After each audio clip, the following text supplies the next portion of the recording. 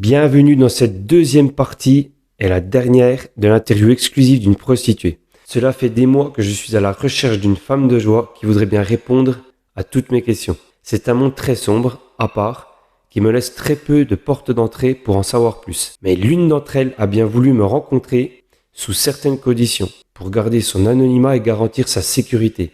La voix a été modifiée, son visage caché. Si tu n'es pas abonné, abonne-toi, like la vidéo, c'est très important pour la survie de mon compte. On se retrouve tout de suite après l'intro. Nous sommes 8 milliards sur Terre et avons tous au moins une fois dans notre vie eu un problème d'ordre sexuel, lié au stress, aux problèmes de santé, aux agressions sexuelles, à l'handicap et à certains changements de notre corps. Tu crois être sans réponse? Je suis Ubiali Maxime, sexothérapeute, coach et spécialiste en sexualité. Mon job est de trouver les solutions et de t'aider à trouver la vie qui t'inspire. Ton argent que tu gagnes, qu'est-ce que tu en fais? Ben, j'en profite, je l'ai durement gagné. Je me fais plaisir, je fais plaisir à mes proches. J'envoie beaucoup d'argent au pays, mais je l'investis aussi. Moi, je pense que je suis devenue une femme d'affaires, hein. Il y a un petit pactole quand même à gérer, donc je l'investis en crypto-monnaie, en immobilier. J'ai deux sociétés, une qui est en France puis une qui est au Bled. Et voilà, sachant que tout l'argent qui est investi, il est légal, hein, il est déclaré. Il n'y a pas de blanchiment, quoi. Ah non, non, non, non. Comment tu gères la sécurité pendant tes passes? Alors au niveau de la sécurité, j'ai mon partenaire, donc c'est un ami, à la base c'était un ami, c'est lui qui m'a proposé ça, parce qu'au niveau de la sécurité, moi j'étais jamais très tranquille.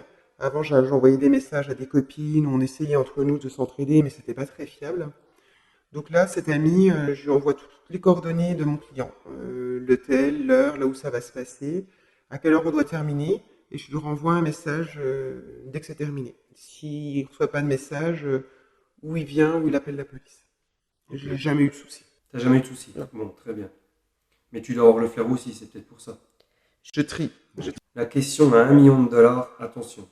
As-tu un Mac? Parce que l'image à prostituée, c'est, voilà, elle a un Mac, elle lui doit de l'argent. Alors si j'en avais eu un, j'aurais pas pu venir aujourd'hui. Non, non, hélas, oui. Pour beaucoup d'entre nous, il y a un proxénète qui est derrière. Moi, j'ai décidé de travailler sans.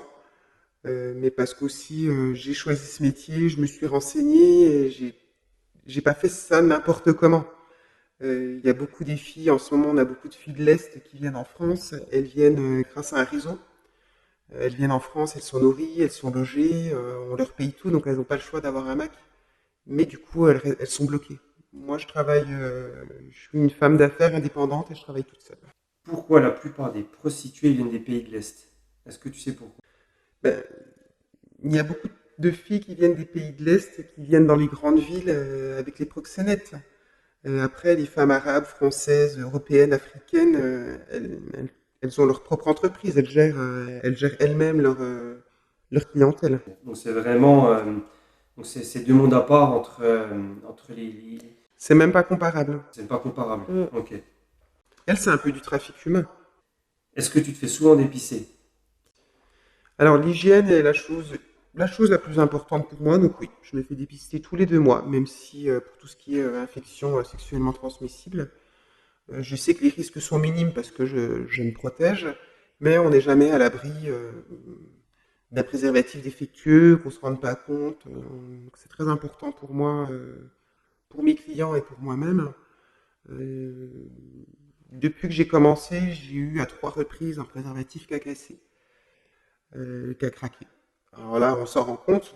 On ne fait plus rien pendant 3 mois, le temps de faire tous les examens, mais il faut vraiment faire attention. Très bien. Est-ce que tu as déjà été agressé pendant ton job? À mes débuts sur Paris, oui. J'ai eu 4 agressions qui s'est bien terminé, mais au jour d'aujourd'hui, ça ne m'arrive plus. Est-ce que tu as eu des femmes comme clientes?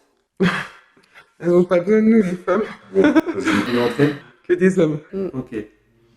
Est-ce que tu as des clients qui viennent juste pour parler? Alors, beaucoup plus qu'on pourrait le croire.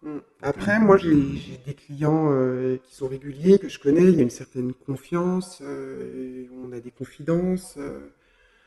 J'ai des personnes qui viennent parce qu'elles veulent un acte sexuel, puis on commence à discuter, ça va pas avec leur femme, ou ils ont des problèmes d'érection, ou ils ont besoin juste un peu d'affection, et en fait, ils ont besoin juste de discuter, ça leur suffit. Et ils se sentent bien, et ça arrive qu'on fasse rien, qu'on fasse que D'accord. discuter. Plus souvent que Qu'on pourrait le qu'on croire. pourrait le croire. Ok. As-tu déjà eu comme client des personnalités connues? À Paris, oui, j'ai eu deux personnes connues de la télévision. Mm. Qui? Secret professionnel. T'as entièrement raison, c'est bien. Est-ce que tu as déjà eu un orgasme pendant un acte sexuel avec un client? Est-ce que tu es déjà tombée amoureuse d'un client? Alors, tomber amoureuse d'un client, non, ça m'est jamais arrivé, ça ne m'arrivera jamais. D'ailleurs, j'aimerais pas que mon futur petit ami soit quelqu'un qui aille voir des prostituées. Avoir un orgasme, oui, ça m'est déjà arrivé. Je suis quelqu'un, je suis un humain, j'ai de la libido et j'aime le sexe, hein. C'est pas pour rien aussi que je suis tombé dans ce métier-là. J'ai des clients réguliers, je connais ce qui leur font plaisir, mais ils me connaissent aussi et ils savent ce que j'aime. À Paris, je n'ai jamais eu d'orgasme avec les clients. C'était des clients comme ça de rue que je ne revoyais pas. Là maintenant que j'ai un panel de clients réguliers, euh, j'ai des orgasmes parce que c'est des gens en qui j'ai confiance, des confidents et je prends beaucoup de plaisir avec eux, mais que sexuellement. Il y a pas il y a de l'affection aussi, il y a de l'affinité, il y a de l'affection, mais il n'y a pas d'amour. Il n'y a pas d'amour, Mm. d'accord, très bien. De ton point de vue, est-ce que tu peux concilier ce métier-là avec une vie de famille? J'ai pas de famille, j'ai pas d'enfant, c'est difficile d'imaginer. Je pense que oui, j'ai des amis qui ont une vie de famille et qui arrivent vraiment à le concilier. Il faut savoir faire la part des choses dans sa tête, il faut savoir être clair avec ce qu'on veut pas, qu'est-ce qu'on dit à l'enfant, se mettre d'accord. Mais je pense que c'est tout à fait. On est des gens convenables, hein, suffit juste un petit peu de stabilité. Et je pense que c'est tout à fait possible de concilier les deux. Si c'est bien géré. Mm. Est-ce que tu as des actes que tu refuses pendant un acte sexuel? Oui, il y a certaines choses que je refuse. Je refuse qu'on me lèche la minette. Ce sera réservé pour mon chéri. Je ne veux pas non plus de sodomie. Ça, c'est un choix personnel. D'autres le font. Je ne veux pas non plus d'éjaculation faciale. Je trouve ça trop dégradant de la part d'un client, d'un homme auquel on n'est pas amoureuse. Donc ça, je refuse. Je refuse également tout acte scato. Je refuse qu'on me pisse dessus. Je sais qu'il y a des influenceuses hein, du Dubaï qui le font, mais Oui, on a vu pas ça. moi. Très bien. Est-ce que tu as des anecdotes à nous raconter? Des anecdotes de demande un petit peu farfelues. Un petit peu qui sort de l'ordinaire.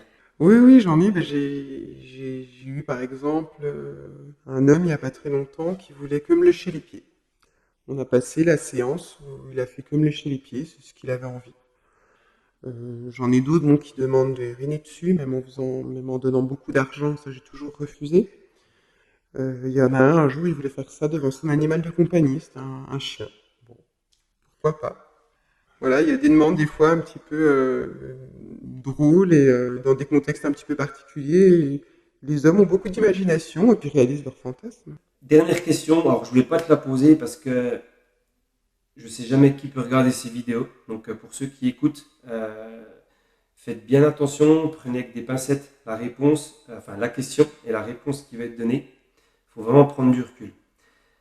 As-tu un message à donner à des personnes, hommes ou femmes, principalement des femmes, qui veulent se lancer dans la prostitution? Ah oui, j'aime pas trop ce genre de questions. Moi, je le déconseillerais. Alors, c'est de l'argent facile. C'est de l'argent enfin, facile. On le gagne facilement parce qu'en quelques heures, on a quelques centaines d'euros. Euh, mais c'est compliqué parce qu'il faut le vivre avec. C'est quelque chose qu'il faut cacher parce qu'on en a honte.